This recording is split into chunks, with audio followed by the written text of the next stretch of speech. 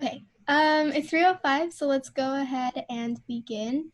I want to welcome you guys to day 4 of College Advice Week. My name is Angela, and I'll be attending the University of Southern California in the fall.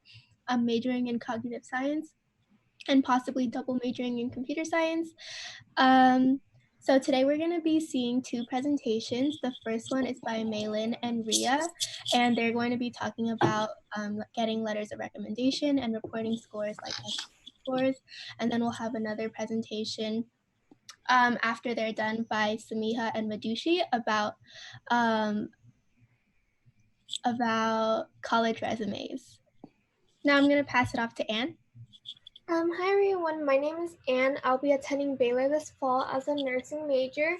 So just to give you guys a preview of how this whole presentation will work is you guys can ask questions in the chat throughout all the presentations. If you guys feel uncomfortable, you guys can privately message me or Angela.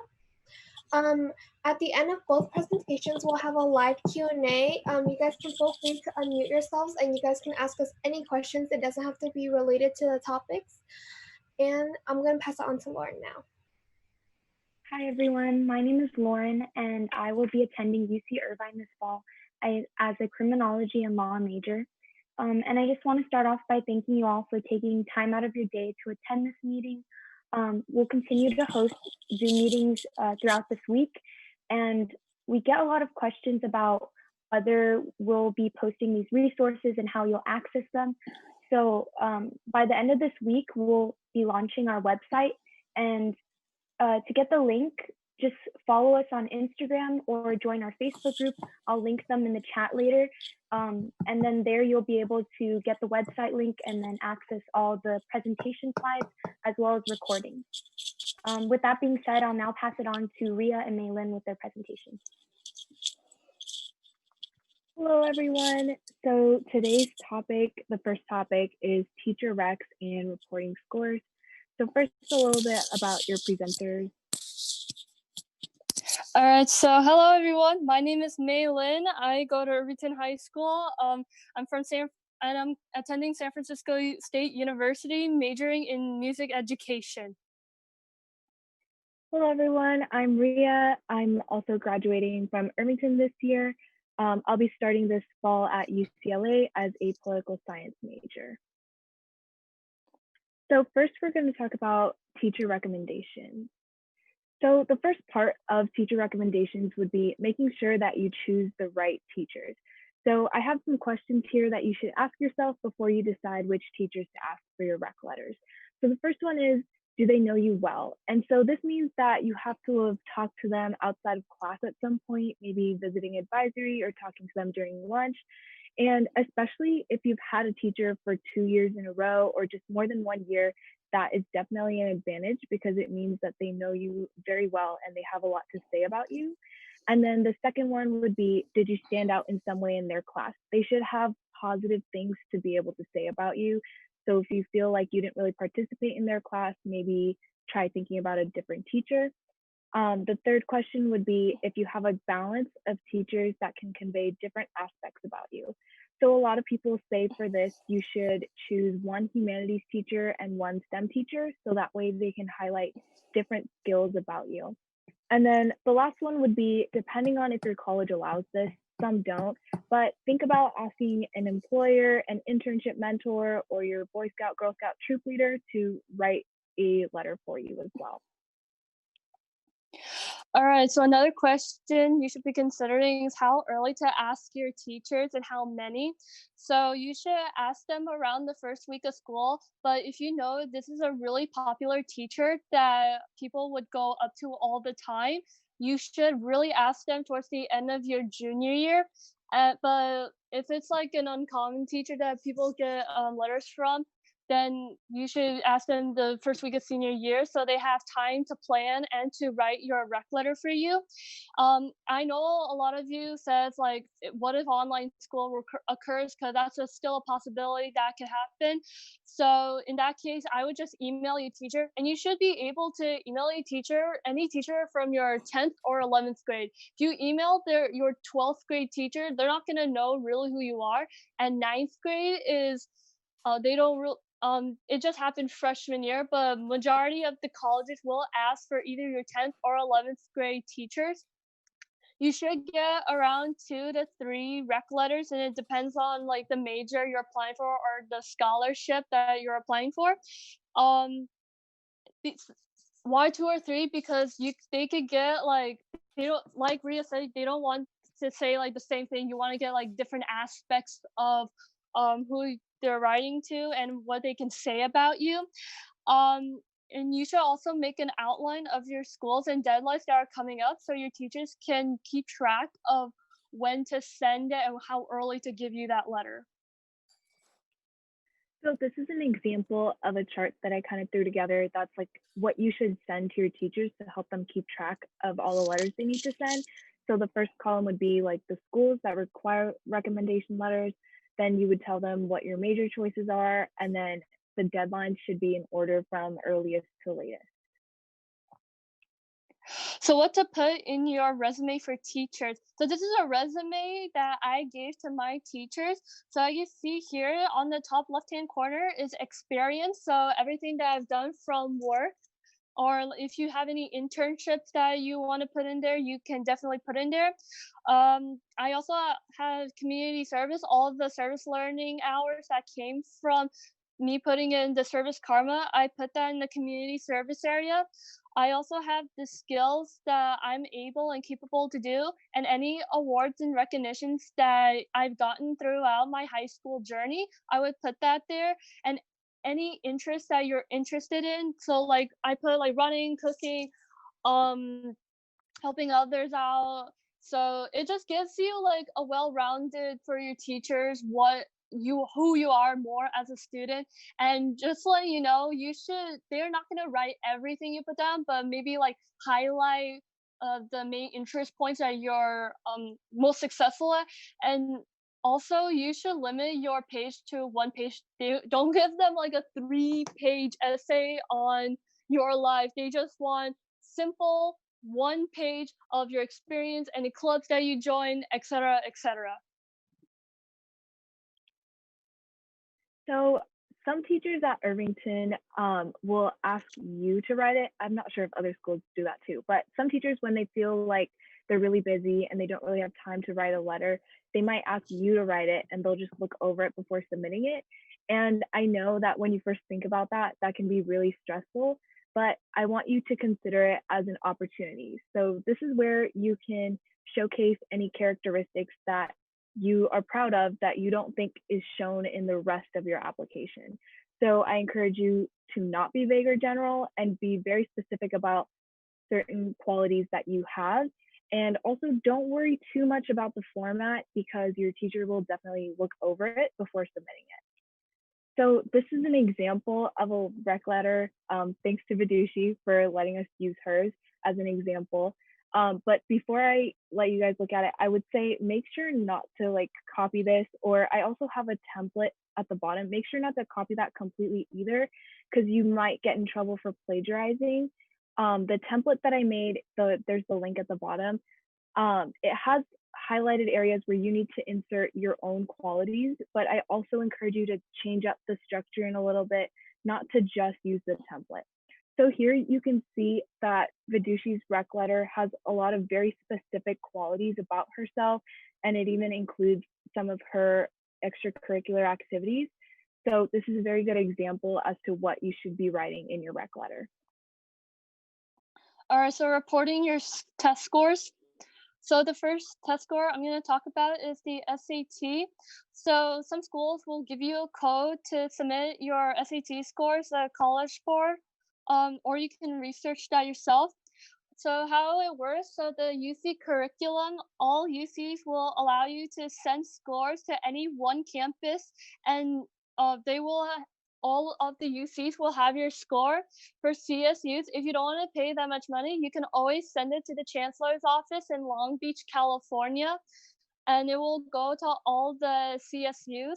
The College Board will let you send 4 scores for free, but the catch is that you are not allowed to see your score. So if you really want to see your score before sending it, it's $12 per report that you send. So I went on the College Board website and took some screenshots of the website to show you guys how it actually works to send scores. So first of all, this is like the home of the website, and you would click on that little arrow that has the red circle around it. And then it would give you this menu, and then you would click on SAT, and then you would click on the part that's circled saying send score reports to colleges. And then you would click on send available scores. And so here you can type, I just put NYU as an example, but you can type any college or scholarship that you might need to send it to. So you don't actually have to know all the 4-digit codes like what Maelynn was mentioning, but it's good to know that. But you can easily just type in any school if you need to. And then here, it's really important here where you can choose which scores to send. So if you took the SAT multiple times, or if you also took subject tests, the default is that they will send all those scores, but you can choose which scores you want to be sent if you want to exclude certain scores. And then, so this is an example where if you click on that green button, you can take it off of your score report that you're sending. And then here again, so if you don't want to pay an extra $31, I recommend that you submit these really early, because I think it takes about a week or maybe 2 weeks to send it if it's a free like shipping fee, but you can pay that extra $30 if you like waited till the last minute. So the SAT works very similarly to the ACT when it comes to sending scores. Most colleges accept them equally, but you need to check your individual schools to make sure. For the ACT, it's $13 per report. And just like the SAT, you can send scores to one college in a system, and then all of them will receive it. And again, similarly, the ACT allows you to send four free submissions, but again, you won't be able to see the scores before you send it, so it can be a risk. All right, so self-reporting ACT and SAT scores. So not all colleges allow it, but we do have a link down below where there's a list of most well-known schools that allow self-reporting. Personally, I just believe that you just have to type in what scores that you got. But if you get accepted to the school, some schools will you have to send an official report after you get into that school, and make sure to find out like online or contact the admission office on what you're supposed to do with those self-reporting SAT or ACT scores. So for AP scores, this is where most schools allow self-reporting. Very rarely will they have you send it into every school you're applying to because it's kind of expensive. But you will definitely have to send an official report once you're admitted and you commit to that school. And this is mostly for the sake of getting college credit for those scores. So we want you to feel free to leave out scores if you think that you didn't do as well, because there's no rule saying that you need to report every single AP score. And then lastly, once you're in senior year and if you're taking any AP test as a senior, it's going to be free score sends because you know which college you're going to, and you can just send that for free without actually knowing your score yet. All right, so the last slide we're going to talk about is supplementary material, and this is very optional for you guys to do it.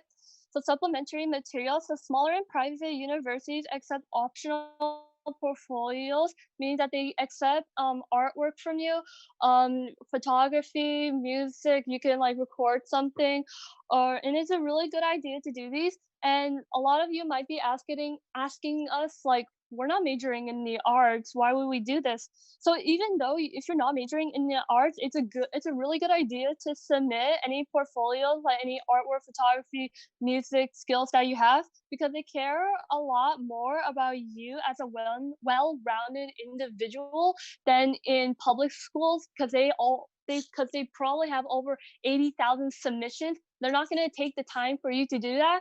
But smaller and private universities will have a chance to get to know you more as a more well-rounded person. And to be honest, this is something that I wish I known, because I am majoring in the arts. So I could have showcased some of my art and music and photography and all that. So yeah, I wish I knew that. Thank you guys for listening to our presentation. If you have any questions, feel free to use the chat box, or you can follow us on Instagram and ask us there. We will hand it off to Sameeha and Vidushee now.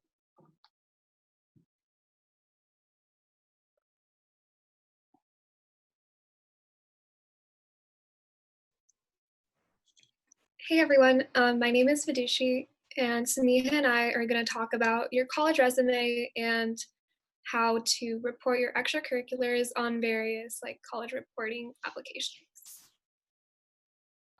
So I'll be attending UC Berkeley in the fall, and I'm planning on double majoring in economics and political science on a pre-law track. So essentially, I want to go to law school. And you have my Instagram and Facebook Messenger there. So if you have any questions about anything I talked about or anything in general, feel free to reach out. Hi guys, I'm Sameeha, and I'm also a senior at Irvington. In the fall, I'm planning on attending UC Davis, and my major right now is neuroscience and behavior, and I planned on adding a computational bio major, which is kind of like CS and bio together. And I'm also on the pre-med track, so I hope to go to med school after 4 years after I graduate. And then my Insta and my Facebook are below, so if you have any questions about anything that Vidushee or I speak about and you want to message us directly, then you can go ahead and either DM me on Insta or Messenger. Okay, so we'll be talking about 3 main areas today. The first is going to be that of the college resume. So in terms of the college resume, we're going to be talking about things like identifying your activities, honors, and awards, how to narrow them down, and how to format your resume. Then we're also going to be talking about how to summarize your extracurriculars, so information that you should try to find beforehand, how to effectively convey whatever you've done with the short word counts that you have. And we're going to be going over 4 types of applications, so the UC app, Common App, MIT app, Coalition app. And then finally, we'll be talking about the additional information section, which is in the Common application. So starting off with the college resume, the first step on the college resume is to identify what you want to put on there. So there's 4 main sections in a resume. The first is a summary. And so the summary is obviously a 2 to 3 sentence overview of who you are. And so in this summary, because you have a limited amount of sentences and a limited amount of words, you want to use strong action verbs to show leadership and willingness to learn. And overall, you just want to describe who you are and convey your story really, really well in this one summary so that someone who doesn't necessarily have the time to go over the rest of your resume can understand who you are based on these couple of sentences. Then the second part is your experience. Obviously, everyone has done a lot of activities throughout high school. So in your experience, you need a detailed account of your best activities. And so what we mean by best activities is that you need to talk about things that you're super passionate about, and also make sure that you're able to show concrete change and progress that you specifically have been able to enact by joining this one organization. The next section is the honors and awards section. So this is both in terms of academic and non-academic awards. And in general, it just talks about how you've been recognized for your work.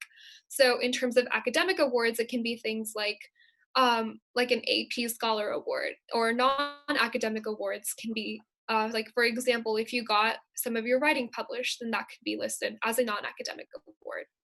And the final section is a volunteering section, which is pretty self-explanatory. Essentially, it's just an explanation of how you help the community and how you were able to make a difference throughout high school. Okay, so the next thing that we're going to be talking about is about how exactly to pick your extracurriculars. And so obviously throughout all of high school, you have 4 years or 3.5 by the time you start doing your college apps. You've had a lot of time to do a lot of extracurriculars, right?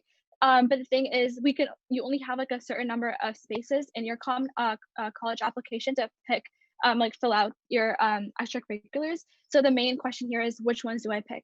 So we've listed out a few criteria or qualities that you should look for when you're picking your extracurriculars to write in your college apps. The first one being impact. So where do you make the most impact or enact the most change? Did you have a fundraiser where you fundraise a couple $1,000s for a charity or a homeless shelter? Like any like impact that you had either on the community or your teachers or your family or your friends, anything like that. The second criteria is leadership. So was it a club that you were just like a member for 4 years, or did you advance through your leadership positions? And you were you part of the officer team? Were you president, vice president, etc.? Leaderships, like clubs that you have leadership in probably are more worth putting on your college applications than a club that you were just a member for 4 years. And the third one is recognition. So example, maybe over the summer, you spent your summer in a lab doing research, and then you had the opportunity to get your work published in a research paper. That recognition is something that is very rare for high school students. And if you do get the opportunity and you do have an extracurricular that fits that criteria, then you should go ahead and totally put that because that's really impressive. The third one is uniqueness. Uniqueness, I mean, at the end of the day, a lot of the extracurriculars that college applicants do are somewhat the same, but you want to try to have yours stand out the most or be the most unique to the best extent that you can. And then the fifth criteria is consistency. Do you have basically it's like have you like done like one club every single year like and like switch around from clubs, or have you like stick to one or a few clubs or a few extracurriculars and like seen that through all of your high school career, and have you like excelled in that and like shown growth in that activity?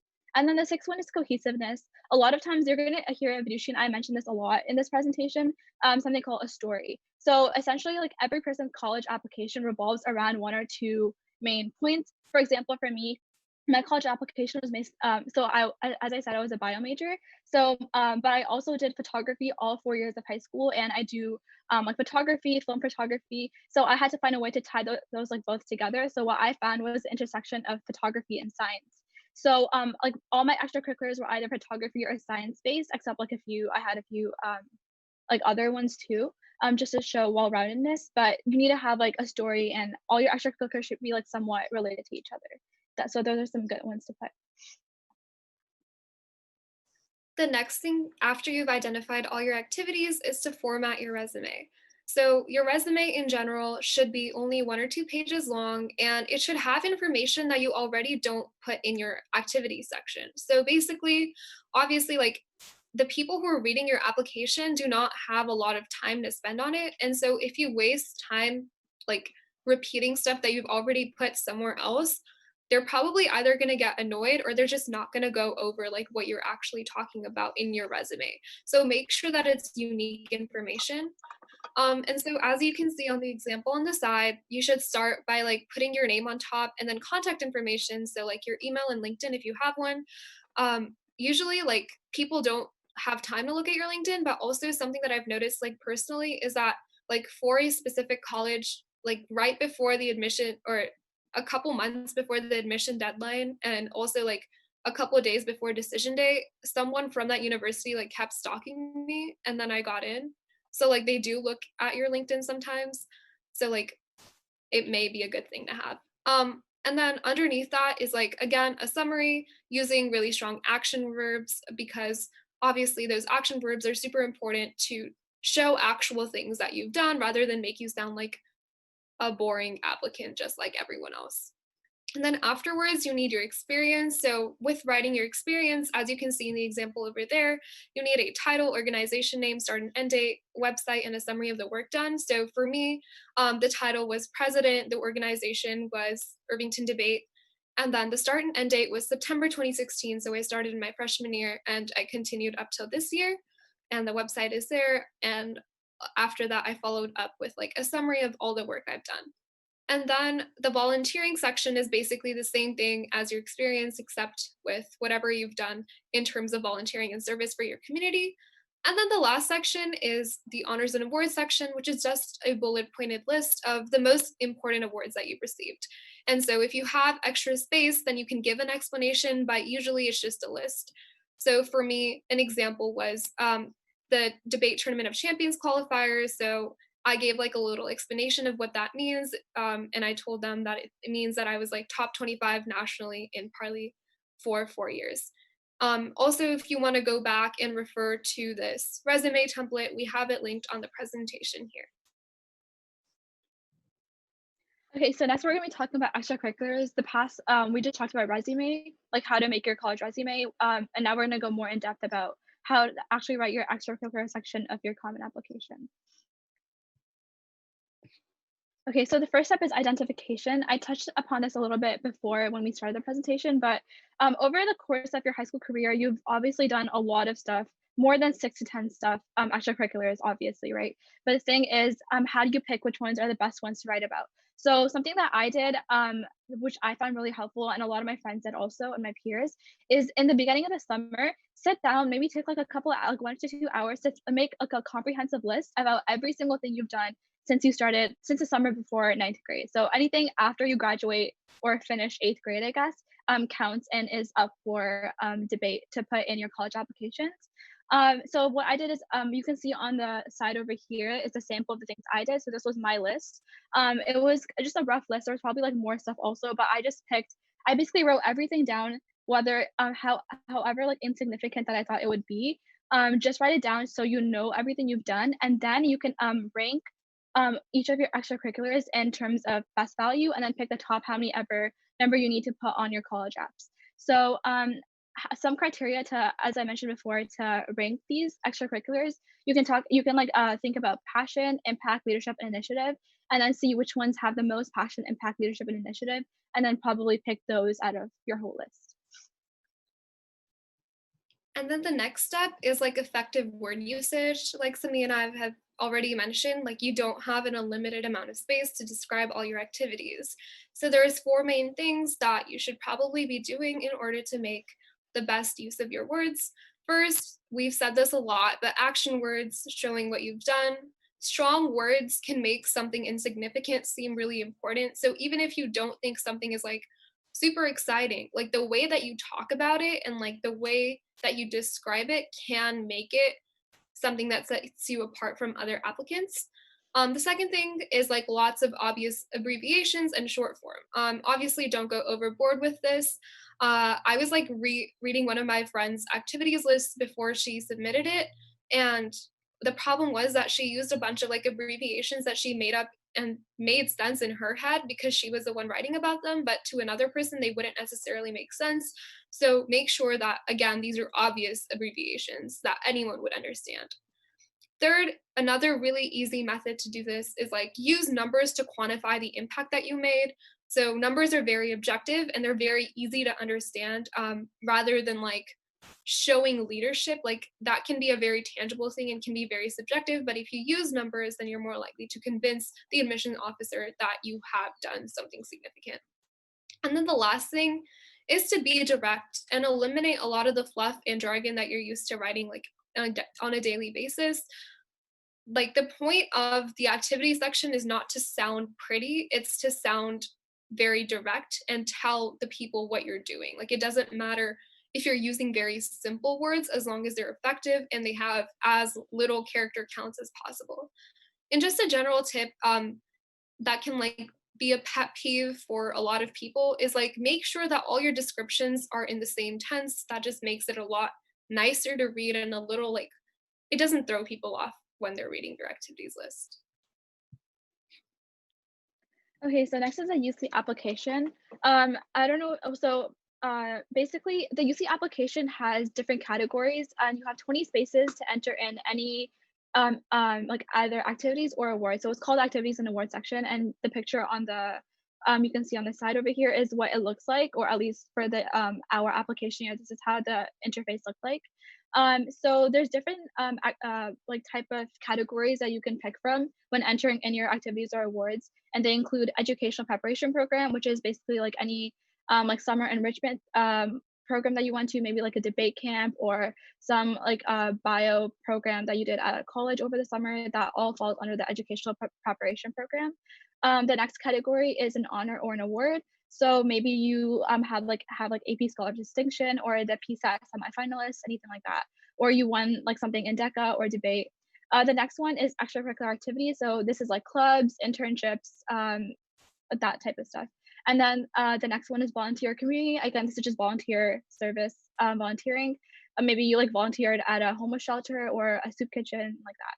And then for every time you enter in one entry, they're going to ask you to fill out the name of the either the activity or the award, the description, the grade participation, time commitment, level of recognition. So they're going to ask you like how many hours in a week do you spend on this activity and how many weeks per year. So if you only did it in the summer, then it's going to be like 8 weeks in a year and how many ever hours in a week. So also one thing to note that Vidushee touched upon before, I think, is that the UC application has 500 characters that you can enter in when you're writing the description, whereas the Common App only has 150. So you basically have to summarize. Example, like if you were part of like Science Olympiad for 4 years in high school, you only have 500 characters and that's it to describe everything that you've done. Or if you like started your own nonprofit, you only have 150 in the Common App and 500 in the UC application to describe every single thing you've done. Which is why, as Vidushee said, active verbs are so active verbs are so important because they show that you were proactively doing stuff rather than just describing what you did. Rather, you have to talk about like what you gained from that and like use like numbers and statistics to actually show what you've done. And one recommendation I got from one of my friends was that she found it easier to first write your UC application activity section and then write your common application activity section because it's always easier to cut down words from your activities descriptions than it is to add words. So start off with doing the UC application. You have 500 characters, which is like not that much, but it is still most than other applications, and then significantly cut it down to fit your common application activities list.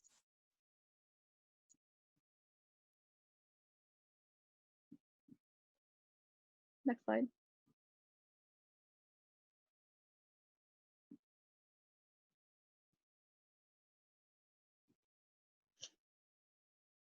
Okay, so this is an example of one of my entries from my UC application last year.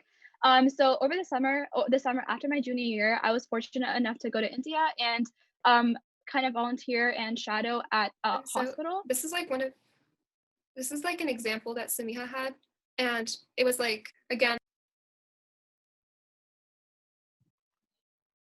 wait, sorry, my internet is lagging. Wait, me too. Okay, let me just go over this one. So I don't know if you heard me before, but over the summer after my junior year, I went to India and I shadowed at a hospital, which was in my city. And I basically observed, as you can read the activity description, but one thing to note over here is all the action words I used. Like I observed, I assisted, educated, researched, broadened my knowledge. These are words that you should use rather than just go like, oh, like I saw like babies being born or whatever, right? So you have to use active verbs to show that you actually benefited from this experience.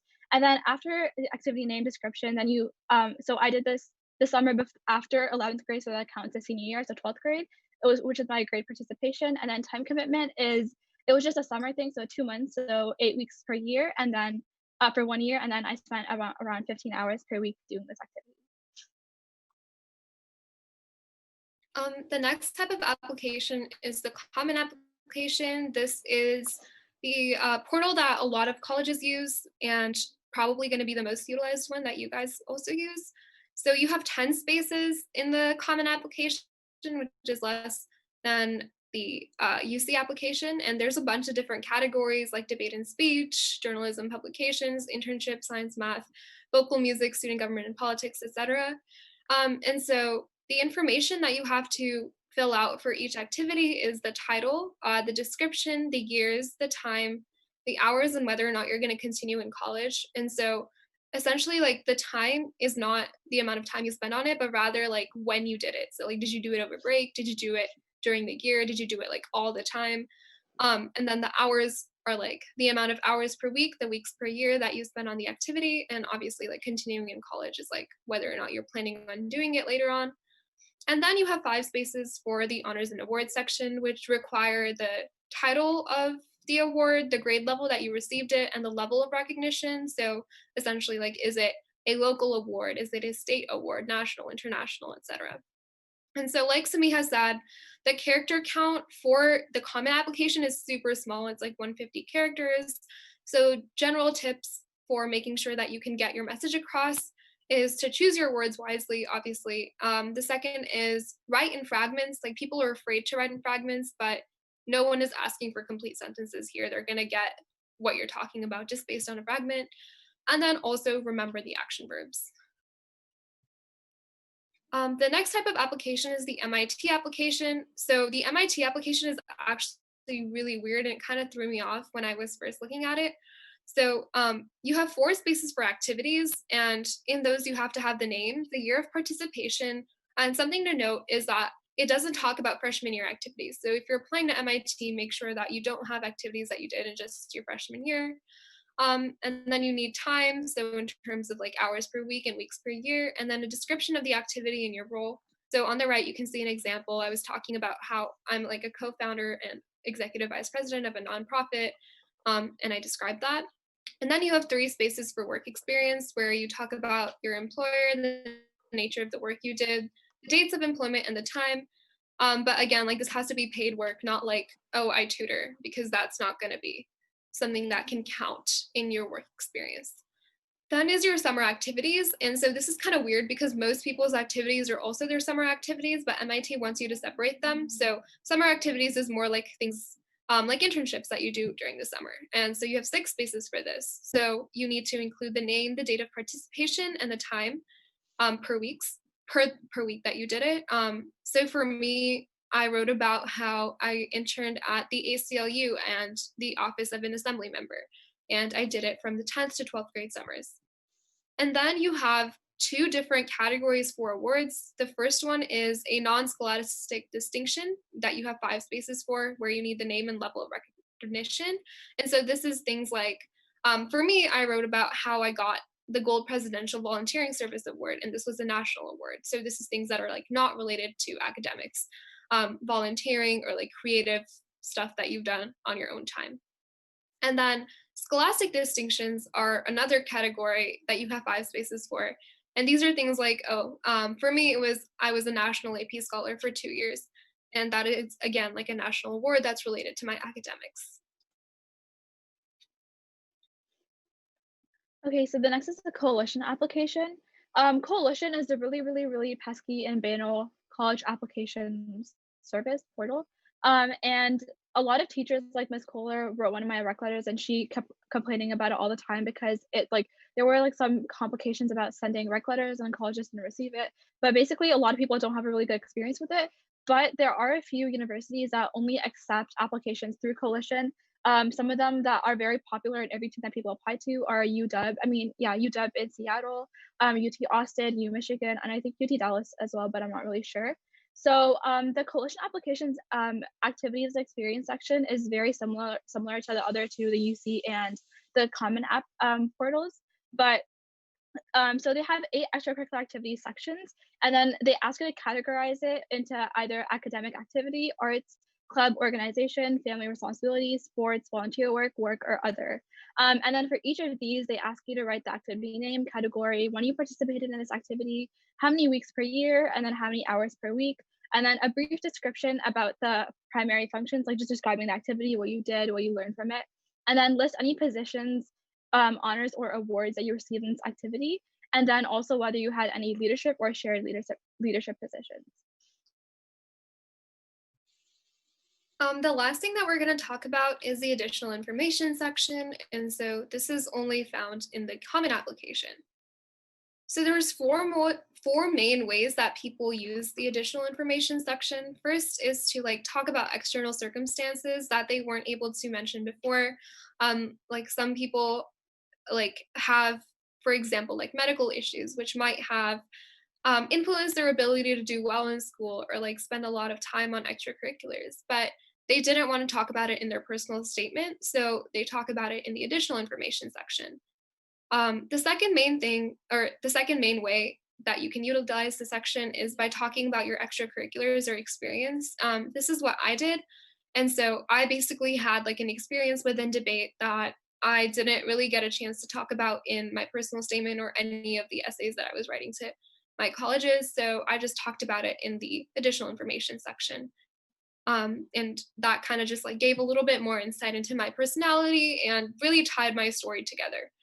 The third main way that you can use it is just like general information. Like a lot of people have family obligations, or they might have like other things that just don't fit in like categories on the application. So you can just like write it in this section. And the last option is like, you can always just leave the section blank. A lot of people do this as well because like, you don't necessarily need to write about every single aspect of your life. And the additional information section is like additional for a reason, right? Like you don't have to fill it out. So if you leave it blank, like it's not a bad thing. And if you just don't have a lot of stuff to talk about, like that's fine. Just make sure that you have quality over quantity. Oh, also to add on to this, what a lot of people try to do is they feel like they have to add something onto the other circumstances additional section. So if you actually had something like maybe like a mental health issue or a family member passed away or some familial or some circumstantial obstacle that you face and that actually impacted you, then write about it.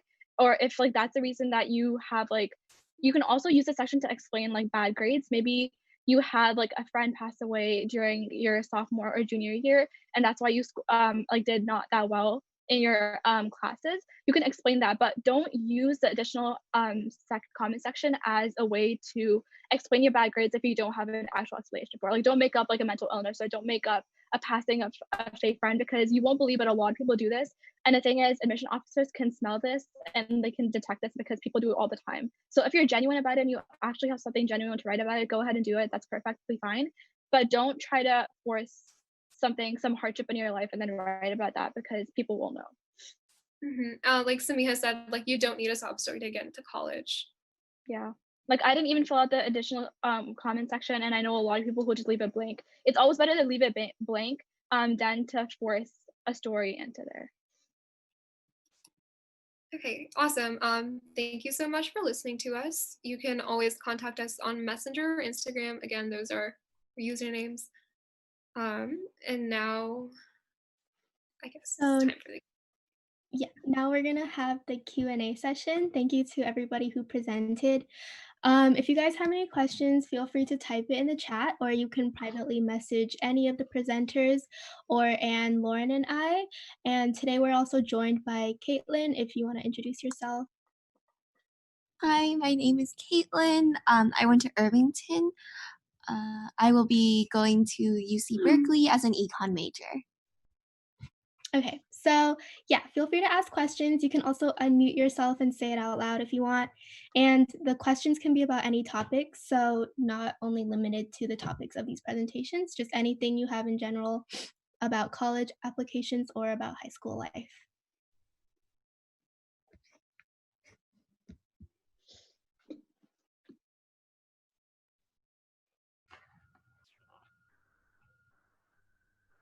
Oh, earlier someone asked me a question privately. So you guys said that typically students should ask one humanities and one STEM teacher, but can students also ask their language teachers for a letter of recommendation? They definitely can. It depends on the school. Some schools say that only like the core subjects like history, English, math, and science, but it really depends on the school. And if you feel that you really know your language teacher really well, then go for it.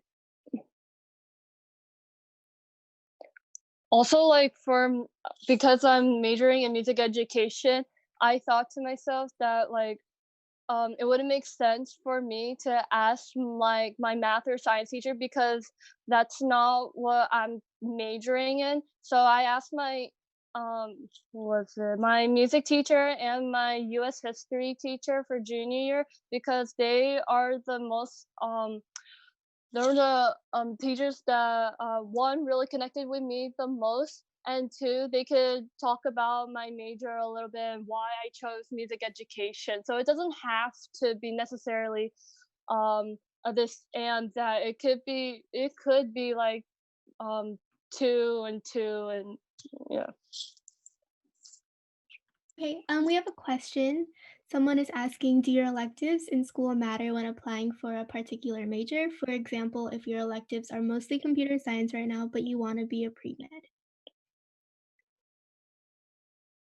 Okay, I can take that.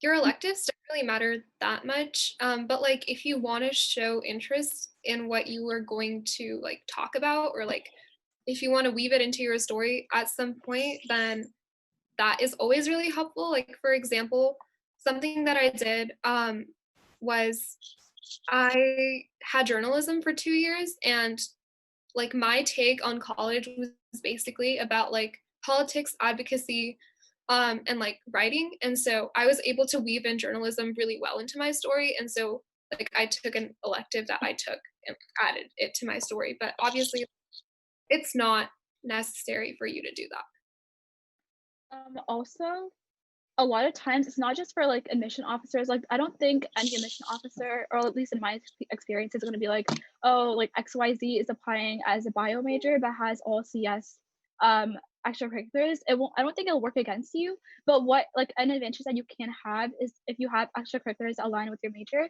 is that in your supplementals. I don't know if you guys know what supplementals are, but basically it's like you have your main personal statement or your personal essay. But then for like not UCs, but like other private colleges or other public colleges, you have to write like additional school specific essays. So they can be like very small or very big. It depends on the college. So a lot of times they'll ask like you like why major essays? Like why are you applying as a bio major to Rice University, for example, is one of the essays that I had to write. And what helped me a lot was to talk about my extracurriculars and classes that I've taken that aligned with my major and how that like stemmed my passion for my major, and which is why I want to pursue that major at the college. Something else you could do is see how like for this person, see how your CS electives like kind of tie into bio. If you can somehow like connect the two, that also works really well. Did anyone else have anything else to add to that? So moving on to the next question, how impactful are leadership positions and extracurriculars compared to grades?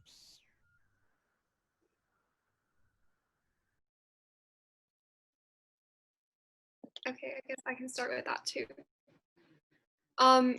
Colleges now more than ever are looking at like a lot more than grades. So like the way that I was explained by one of my upperclassmen friends was that basically you need like a certain GPA and a certain, or you don't necessarily like need a certain GPA or a certain SAT score, but like it's advantageous for you to have a certain GPA or like a good SAT score, but you aren't going to get into college like just because of your grades. But you can get into college like because of your leadership experience and by being like a really like outgoing person who's able to help out in your community a lot. So grades are not necessarily like end all be all, like you're not going to get into a college, but obviously having good grades doesn't hurt you. But at the same time, you can't rely on your grades alone. You can't just be like, I'm going to focus my whole year on just getting that A in like AP Chem or AP Physics or whatever, and then slack off on all my extracurriculars, because that can hurt you. Like if you just have a 4.0 and a 1600, like as I'm sure everyone else on this panel, the seniors, we all have heard of stories of people who have the perfect SAT, perfect ACT, perfect GPA, perfect stats, but they still don't get into the school, whereas someone who had like subpar GPA and stats, but had very, very good leadership extracurriculars, and they showed a lot of passion in their essays, did get in. So just take that how you may. Did anyone else have anything to add? Okay, so moving on to the next question. If you do some extracurriculars during the summer before 9th grade, does it count towards your application? Yeah, it does. I think I mentioned this before, but the minute you like finish 8th grade, anything you do from that, whatever, like June, I think is when, yeah. So like anytime from June after 8th grade until you submit your like press submit on your college applications, all that counts. Except for MIT, as Vidushee mentioned, they don't count anything in 9th grade for extracurriculars, but most other colleges do.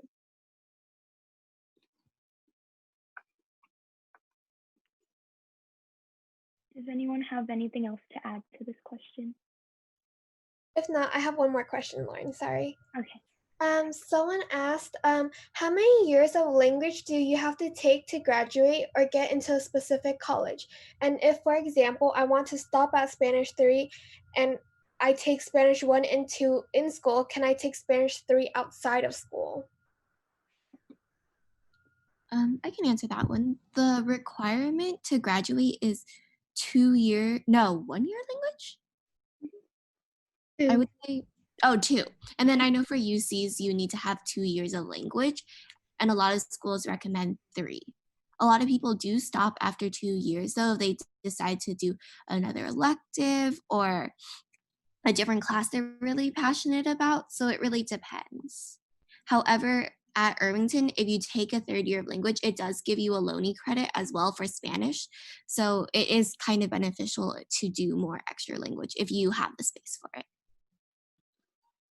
I can address the second part of that question. So the person said, like, if they want to take Spanish 1 and 2 in school, can they do Spanish 3 outside of school? Yeah, that's actually what I did. You just have to like finesse the admin a little bit. Luckily, our principal was pretty nice about like what classes you can take. So I just like asked her if I can take Spanish 3 at a community college, and she let me do that. And so that way I was able to avoid 0 period, and I could still take my journalism elective for 6th period, and I didn't have to do Spanish in school. But obviously that also has its like drawbacks where I had to spend like 2 hours a week going to a LONI, and also they give like a ton of homework. So like 5 or 6 hours of homework a week. Just to quickly add on to that, there's not like a specific amount of years of language you have to take to get into like a specific college. I know like at some schools, if you're doing like a nursing major, like for instance me, I need to have 2 years at my school, while other majors you might need 3 or 4 years. So it just honestly depends on your major and your school. You just really have to look into that. Did you guys have anything else to add? I just wanted to add that for Spanish, this might not be the majority, but I know personally I took Spanish 1 in 8th grade at Horner. And so for both, like, I think maybe not for graduating school, but when it comes to like the UC 3-year recommended, the 3 years is in high school. So I ended up having to take like Spanish 4 also. Did anyone else have anything to add? I'm going to quickly move on to the next question. Someone asked, if we can't get stellar officer positions in clubs, what are other good ways to show leadership?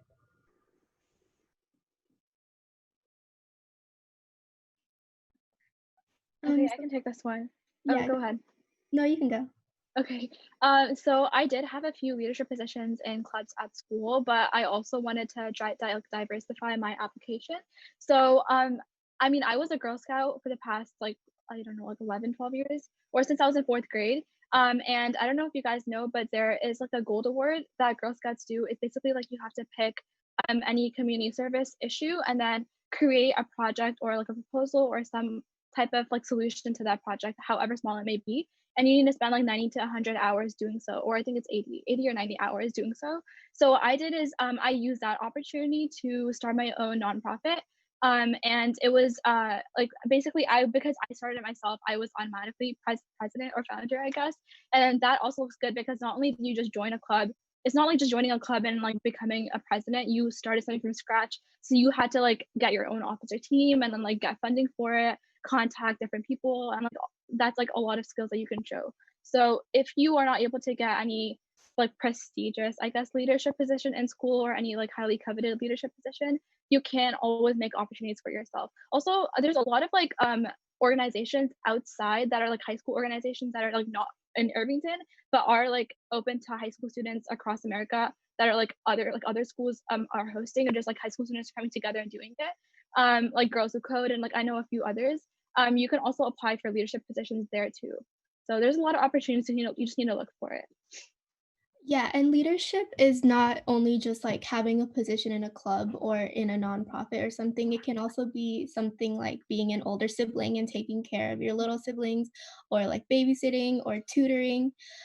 So all those things count as leadership. It doesn't have to be a stellar position in a club. Like as long as you show that you're dedicated, it'll definitely count towards your applications. So don't be concerned if you can't like get an officer position. And then adding on to what Angela and Sameeha said, internships during the summer are also like a really good way to show that you're taking initiative. So like getting internships at well-known organizations, or getting them at like smaller organizations, but being able to do like a lot of work while you're there is also another way that you can show leadership. And also, like, in general, it really just depends on how you like talk about yourself and how you market yourself on your college apps, because like someone who has is like president of like 5 clubs um still may not like get into a school if they're not able to effectively articulate like what they did and why they're a good fit for that specific school. Did anyone else have anything to say? So moving on, this is kind of specific, but what if I took Spanish 1 and 2 in 7th and 8th grade? Then would I have to take Spanish 3, 4, and an AP to get into a UC college? Ria? I didn't know they offered Spanish 1 in 7th grade, so that's odd. But to graduate high school, I think you have like the graduation requirements. I'm not sure, you'd have to check with the principal. But for UCs, I would take Spanish 3, and then honestly, I'm not sure because I don't know anyone in that situation. I could look it up and then let you know. If you can private message me, whoever asked that question, I will look it up and let you know. Lauren, you want to ask the next question? Yeah, okay, so someone asked, what if I don't have that many extracurriculars to write about, and how do I find more to participate in? For this question, at least, like I suggest using your high school experience to explore as many like clubs, sports, extracurriculars. They don't even have to be inside of school either. Just use that time to explore different interests, and then when you do find some that you are passionate about and are willing to devote more time to, then stick to those, and then keep committing to them throughout your high school career. If anyone else would like to add, they can. Oops. I think also it doesn't need to be like a formal extracurricular that you write about as well. For example, for me, like I did a lot of arts and crafts in high school. So I wrote about like what I learned about my mindset through like crocheting. So like it can be really small things that you enjoy as long as you learn something from it and it helps shape who you are. So it doesn't necessarily need to be a formal club that you consider an extracurricular. Also, just to like add on, you're not necessarily in like a bad position if you don't have a bunch of things you're involved in, because like ultimately it matters what you've done in the organizations you're a part of. So technically you could like use this to your advantage, like focus your time really heavily on whatever organizations you're a part of right now, and that way you can probably like create a bigger impact, or you can like do something a lot more substantial and have more to talk about within like a couple of things rather than trying to spread yourself really thin and do a lot.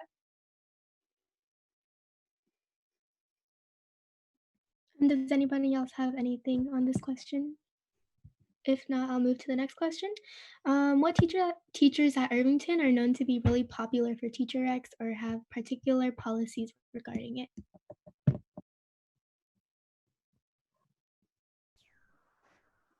In my experience, I asked O'Connor, right? And if you have O'Connor, I would highly suggest asking at the end of your junior year so she has time to write your letter of rec during the summer. She'll ask you for an additional piece of writing, and she'll ask for a resume. And the thing is, you have to check in with her during your senior year as well, because she gets really busy and sometimes she won't finish. So you just have to check in with her every single week, but don't annoy her. Miss Kohler is also really popular. I like asked Miss Kohler, I think like March of junior year, because I heard she closed up really, really, really quickly. And she already had like 11 people on her list when I asked her. So yeah. And then I also so I like, she didn't write it over the summer, but she writes it after school starts, like senior year, the new school year, but just like got on her list. So ask her, like it isn't like no, there's no time that's too early. Just like ask her. And like even if it is too early, she'll at least like have your name in mind. And then she can like put your name down on her list. And also she has a policy that if you do, like this is not for like college apps, but if you do need like a rec letter for like a summer internship or some program, it needs to be at least 2 weeks before the deadline. So you need to ask her at least like 2 full weeks before the deadline, and then she'll have enough time to write it.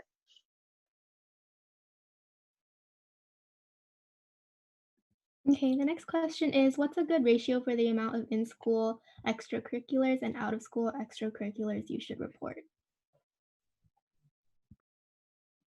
I think that really depends on like what you've done because things are super different for person to person.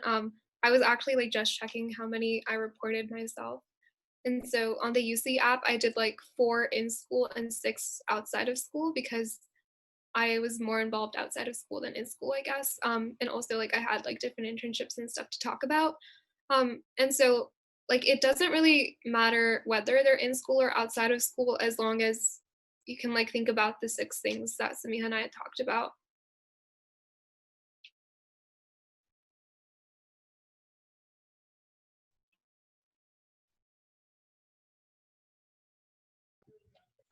The next question is, any advice for how to gauge or how you can handle and manage your time?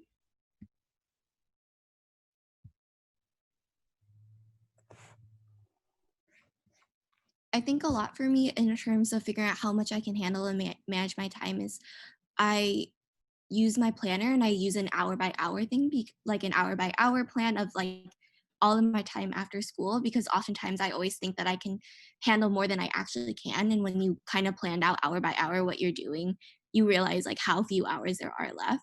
But that's just me because I like to micromanage my time. Also, a lot of it is I think it's okay to say no to things. A lot of times, like you can't volunteer to do every single thing. So you have to prioritize what's important and realize you can say no to activities or no to favors that people want. And that's a good way to gauge your time. To quickly add on to Caitlin, a lot of us have phones, and I would highly suggest downloading Google Calendar. That's a really easy way to like see what you have to do throughout the day. You can set up reminders. There's also an extension on Google, so you can have Google Task and you can check off, and that's really easy to always have on your laptop or your phone. And a trick that a lot of like my senior friends and I did, we study at the coffee shop a lot near school, and that was really helpful to get homework done. So I would highly suggest that. Also, I think Like Anne, oh, sorry. you can go. Okay.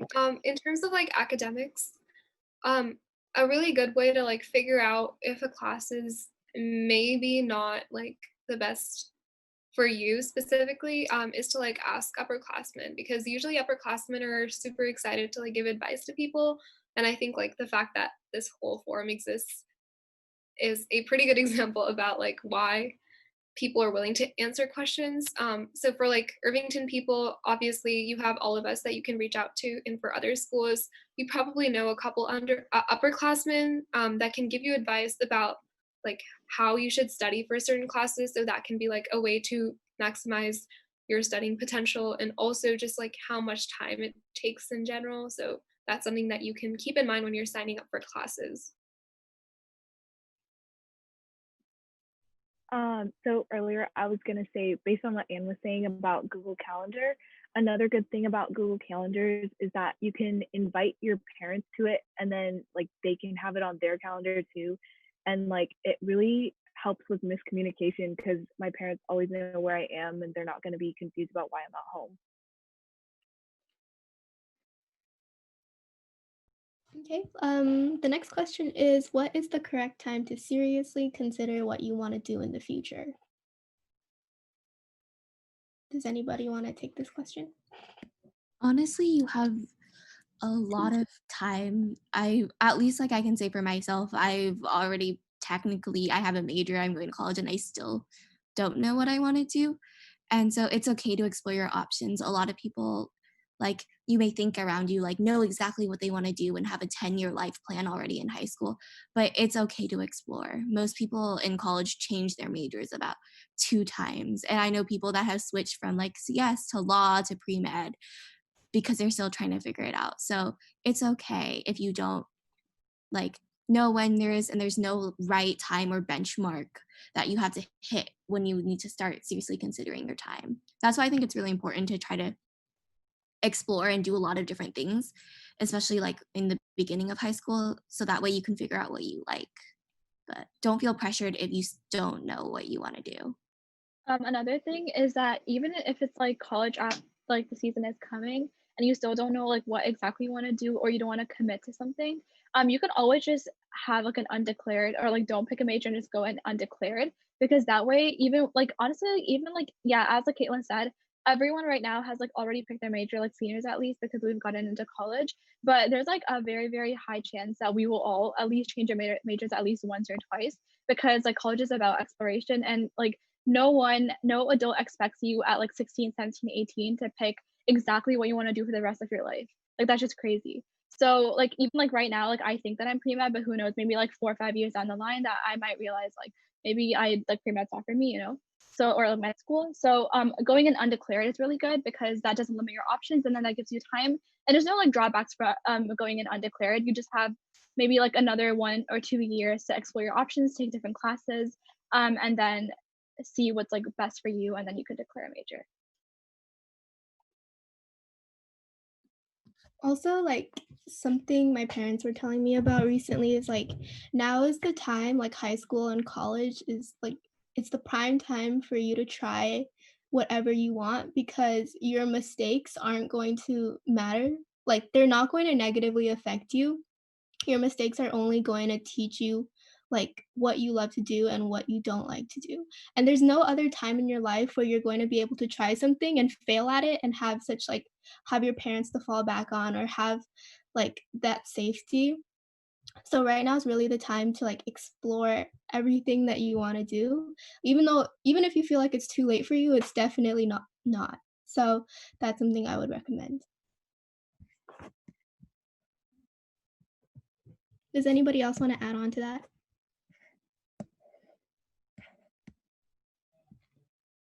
Okay. The next question is, how do you talk to upperclassmen? Like, when do you get the opportunity to reach out to them and ask questions?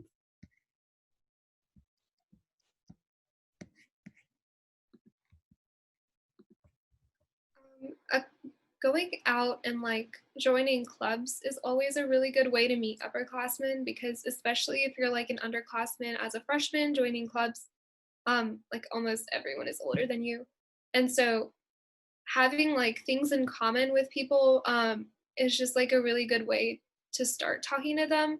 And also like there are some classes where you are mixed with people that are older than you and younger than you, so that is like another way to like find people to talk to. Or you could just like talk to us, like at the point where you're here right now, we're also upperclassmen and we can help you out. And if you go to Irvington, reach out to your link leaders.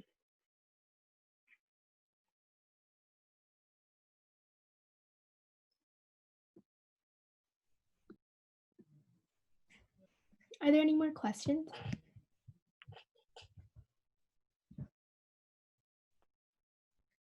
Okay, if there's no more questions, I'm gonna end it here.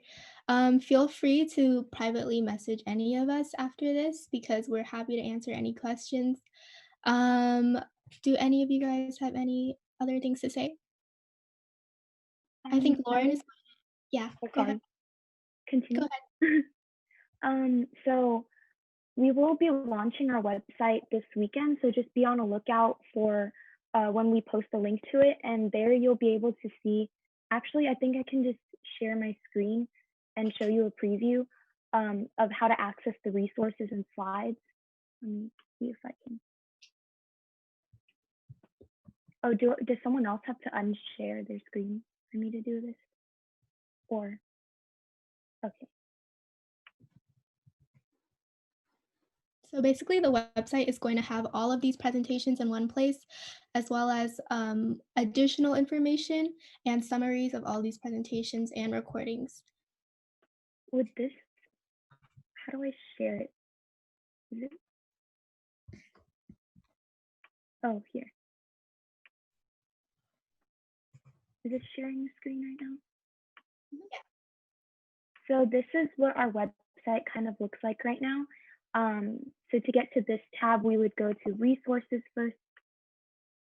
And here right now, we only have college application advice as one of the sections. However, as we continue to give you guys advice, we'll keep adding sections like clubs, sports, things that you guys might find some interest in. But for now, to get there, you just do learn more. And then here you can see all the topics that were discussed throughout this week.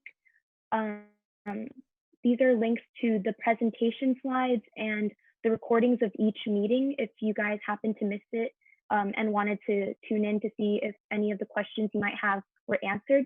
So like this one would probably, yeah, you just clicked it and then it would go to the presentation on view mode. But yeah, that's the preview for now. And we'll announce it on our Facebook group. So if you aren't joined or aren't part of the group yet, just join us. And also follow us on Instagram because we'll probably link the website in our bio. But yeah, that's about it for today.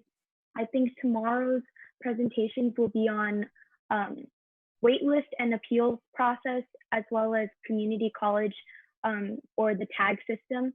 I highly recommend going to those, even if like you might find some interest in the community college one.